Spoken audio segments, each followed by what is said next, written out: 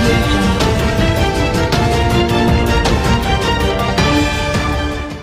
Headlines के project है। युवाओं की पहली पसंद मुफ्ती, हर कपड़े की खरीद पर उपहार, श्री चंद्र मंदिर के सामने Buxar. NEET biology in Buxar coaching institute by Prakash sir, bypass road, Baba Nagar की गली। 1200 से ज्यादा लोगों के साथ 10 दिनों के लिए 4 धाम की यात्रा पर हैं जीयर स्वामी। उत्तराखंड के सभी धार्मिक स्थलों का करेंगे भ्रमण। चौसा में अब तक 516 उम्मीदवारों ने दाखिल किया नामांकन का पर्चा। सोमवार को भी रहा गहमागहमी का माहौल। चक्की प्रखंड के 4 पंचायतों के लिए अब तक 335 ने भरा पर्चा। आज भी नामांकन को लेकर रस्साकसी जारी। जिले में अब तक 11,54,000 लोगों को लगा कोरोना का टीका। 28 अक्टूबर को टीकाकरण के लिए महाअभियान। और जर्जर सड़क पर जल जमाव से बढ़ी लोगों की परेशानी, अधिकारियों की उदासीनता से लोगों में आक्रोश। खबरें विस्तार से के प्रायोजक हैं आरके ज्वेलर्स, आकर्षक आभूषणों के विश्वसनीय विक्रेता यमुना चौक। कामधेनु नेक, नए जमाने की मजबूत सरिया। जिंदल पैंथर सीमेंट एवं सरिया के मुख्य विक्रेता गंगा सागर बिल्डिंग मटेरियल, गोलंबर बक्सर एवं सिमरी। कॉस्मेटिक से लेकर इलेक्ट्रॉनिक तक हर आइटम में मिलेगी आपको विशेष छूट। हमारा पता है अर्धसैनिक welfare canteen, Kushwaha complex, Shahpur, जिला भोजपुर। बक्सर के नवानगर SBI बैंक के बगल में और सोनबरसा के यूको बैंक के सामने। घरेलू उपयोग का सारा सामान, TV, fridge, washing machine, mobile, सब कुछ एक जगह है श्रीमान। बगैर ब्याज के फाइनेंस की सुविधा। गीता मोबाइल एवं होम अप्लायंस, नगर परिषद कार्यालय के ठीक सामने, डुमरांव, बक्सर। जीयर स्वामी जी महाराज 1237 लोगों के साथ 4 धाम की यात्रा पर हैं। रजनीकांत उर्फ मुन्ना पांडे ने बताया कि जीयर स्वामी जी महाराज तीर्थयात्री जत्था के साथ 24 अक्टूबर से 10 दिनों की 4 धाम की यात्रा पर निकले हैं। यात्रा का पहला पड़ाव जिला उत्तरकाशी के खैरादी में तीर्थयात्रियों का जत्था ने रात्रि विश्राम किया। यहां से आज सुबह यमुनोत्री के लिए जीयर स्वामी जी महाराज का यह जत्था प्रस्थान कर गया है। जीयर स्वामी जी का चतुष्माग यज्ञ शरद पूर्णिमा के दिन उत्तर प्रदेश के चंदौली में संपन्न हुआ। वहां से सीधा स्वामी जी 23 अक्टूबर को हरिद्वार पहुंचे। 10 दिनों तक शिष्यों के साथ उत्तराखंड के सभी धार्मिक स्थलों का भ्रमण करेंगे। त्रिस्तरीय पंचायत चुनाव के तहत चौसा प्रखंड के 9 पंचायतों में मुखिया, सरपंच, पंचायत समिति सदस्य, वार्ड सदस्य और पंच पद के लिए पिछले 21 अक्टूबर से नामांकन दाखिल का काम चल रहा है।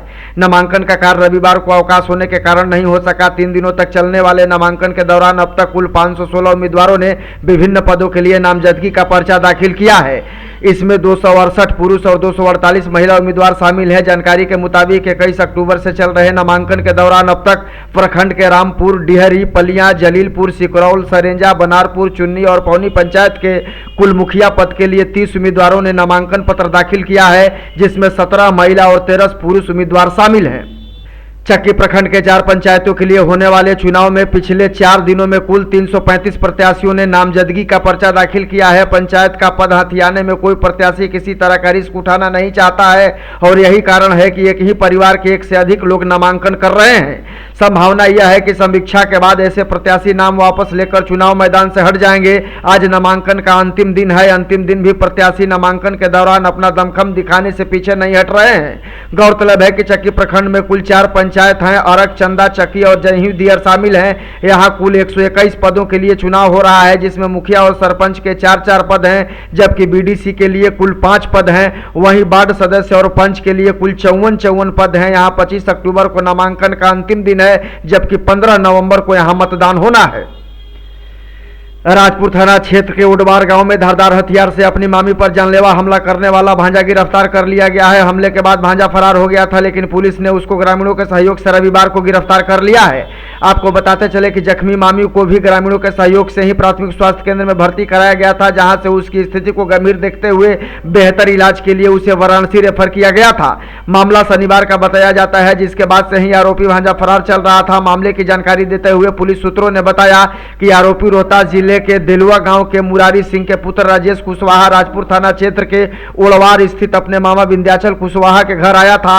इसी दौरान किसी बात को लेकर मामी और भांजे के बीच बहस शुरू हुई, जिसके बाद गुस्से से आग बबूला भांजे ने मामी पर जानलेवा हमला कर उसका हाथ काट दिया, जिससे वह बुरी तरह से जख्मी हो गई थी। जिले में इन दिनों देश में 100 करोड़ लोगों को टीकाकरण के लक्ष्य प्राप्ति का जश्न मनाया जा रहा है। इसी कड़ी में स्वास्थ्य विभाग के अधिकारियों और चिकित्सकों के साथ साथ टीकाकरण अभियान में लगे फ्रंटलाइन वर्कर्स और स्वास्थ्य विभाग के सहयोगी पार्टनर्स भी इस लक्ष्य की प्राप्ति से उत्साहित हैं। टीकाकरण के इतने बड़े लक्ष्य की प्राप्ति में जहां फ्रंटलाइन वर्कर्स की भूमिका काफी सराहनीय रही, वहीं जिला प्रशासन और स्वास्थ्य समिति के वरीय अधिकारियों के मार्गदर्शन में लोगों को टीकाकृत करने के लिए लगातार प्रेरित किया जाता रहा है। गौरतलब है कि अब तक प्राप्त जानकारी के मुताबिक 8,82,300 लोगों ने टीके की पहली डोज ले ली है, तो वहीं 2,71,743 लोगों को दूसरी डोज भी दे दी गई है। अब 28 अक्टूबर को महाअभियान को लेकर स्वास्थ्य महकमा पूरी तैयारी में जुटा है। सर्व क्षमा योजना के तहत टैक्स डिफॉल्टर वाहन मालिकों को राशि तथा अर्थदंड में भारी छूट मिलेगी, वहीं उनके विरुद्ध किया गया सर्टिफिकेट केस भी खत्म होगा। सरकार के द्वारा इस योजना के अगले साल फरवरी तक विस्तारित कर दिया गया है, जिसका लाभ टैक्स डिफॉल्टर वाहन मालिक ले सकते हैं। यह कहना है जिला परिवहन पदाधिकारी मनोज रजक का। उन्होंने बताया कि कोरोना काल में लोगों को हो रही आर्थिक परेशानियों को देखते हुए परिवहन विभाग द्वारा सर्व क्षमा योजना के अंतर्गत अनिबंधित व्यवसायिक व मालवाहक वाहनों के साथ साथ ये रिक्शा एवं ऑटो रिक्शा के निबंधन कराने पर आगामी फरवरी 2022 तक टैक्स राशि व अर्थदंड में भारी छूट देने का प्रावधान किया गया है। बकौल डीटीओ ऐसे निबंधित वाहन जिनका अब तक निबंधन नहीं हो सका है, उनके निबंधन के साथ साथ उनके स्वामियों को आर्थिक जुर्माने से बचाने के लिए परिवहन विभाग द्वारा सर्व क्षमा योजना लाई गई है। हालांकि इसमें अनिबंधित BS4 वाहन शामिल नहीं होंगे। डुमरांव शहर के वार्ड नंबर 6 के नथुनी बाग में सड़क की स्थिति पूरी तरह से जर्जर हो चुकी है, जिसकी वजह से जल जमाव की स्थिति सालों भर यहाँ बनी रहती है। जल जमाव होने के कारण यहाँ आने जाने वाले राहगीरों को तथा स्कूली बच्चों को काफी परेशानियों का सामना करना पड़ता है। आपको बताते चले कि शहर के प्रतिष्ठित कैम्ब्रिज हायर सेकेंडरी स्कूल इसी वार्ड में आता है, जहाँ से हजारों छात्र रोजाना आवागमन करते हैं, लेकिन फिर भी नगर परिषद तथा वार्ड के प्रतिनिधि का ध्यान इस ओर आकृष्ट नहीं हो रहा है, जिसकी वजह से लोगों में आक्रोश भी देखा जा रहा है।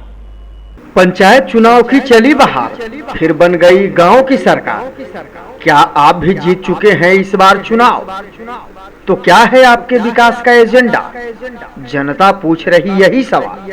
गांव की सरकार पर बातें हजार।